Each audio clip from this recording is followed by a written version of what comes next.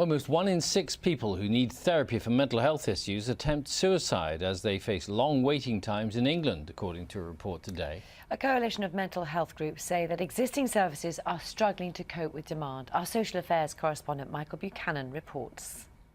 I have trouble sometimes when I have episodes distinguishing between what's real and what's in my head. Sometimes I'll think that I'm controlling the whole universe.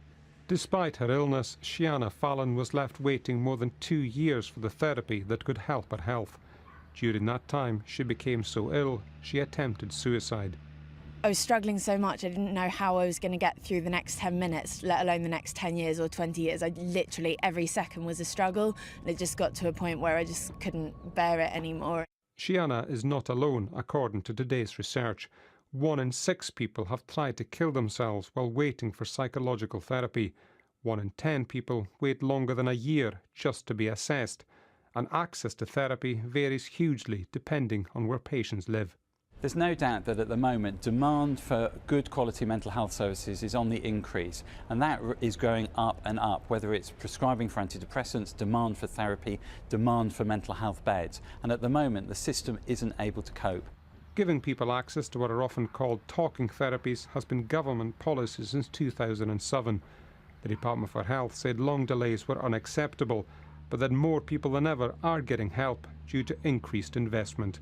Michael Buchanan, BBC News. Hello, welcome back. Now, dealing with a mental health problem is never easy, especially if you have no one to talk to. Asking for help is often the first step, but what happens when you have to wait for treatment? Well, new research suggests that 1 in 10 patients have been waiting to be assessed for over a year, many of them reporting suicidal thoughts, and thousands have attempted to take their own lives. Well, we're joined now by Jeff Hayes from the We Need to Talk Coalition and Georgia, who suffers from anxiety and depression. Morning to you both. Thanks very much for joining us. And I don't know if you were able to see some of Professor Green's interview, but it is extraordinary hearing people's stories of the darkness and where to get help. So, Georgia, tell us a little bit about your story.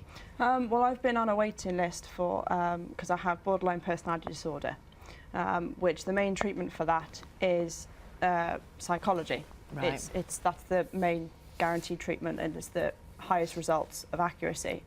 And the waiting list in my area at the moment is 2 years for that treatment. Gosh. Now, I was put on this list in May, so I'm barely making progress at all. I'm also on a 3-month waiting list for counselling. So as far as support at the moment, I have my GP and that is it. So it's very difficult to try and deal with something that's it affects every part of your life. It's morning, it's every single day, and you've got no proper treatment for it. Yeah. I mean, the crisis treatment has been great, but of course that's the crisis treatment. It's there in the moment when you need it, and then you're left on your own in the meantime. Yeah. So, Jeff, thousands of people in the same sort of position as Georgia is. If she was physically ill, she would presumably be getting treatment all the way through. Yeah, I mean, this is the challenge we face. The research of the We Need to Talk Coalition shows that far too many people are having to wait too long to get the treatment. I mean, and some of the consequences are really shocking. That 2/3 of people become more unwell while they're waiting for therapy, and as you say, 1 in 6 people are actually attempting suicide while they're waiting to get the treatment that they need.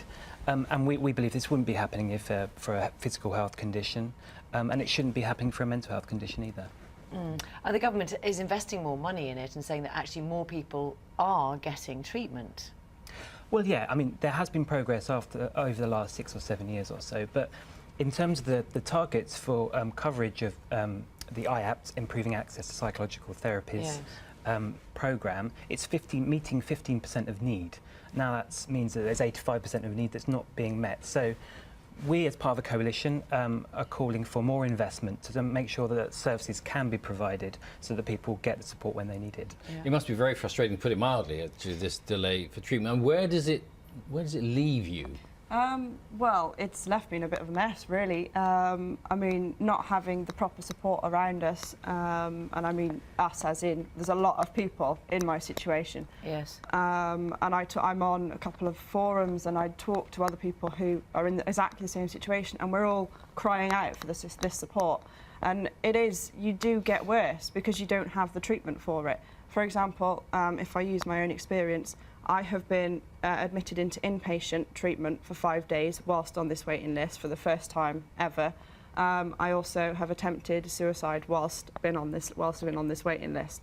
So it really is life-changing whether you get this treatment or not, and the length of the waiting list it's everything. And of course, you know, we know that you've got support here in the studio and support from your family and all the rest of it. It has an impact beyond you as well, doesn't it? Yeah, definitely. It affects everyone around you. I mean, it affects work, it affects friends, family, everyone, because obviously if you're not getting the proper support that's out there, your friends and family are having to do that, and having to step up and almost be your carers in some instances, which they shouldn't have to do, because that changes the whole relationship and puts strain on everything. Jeff, does it just come down to resources? Is that it?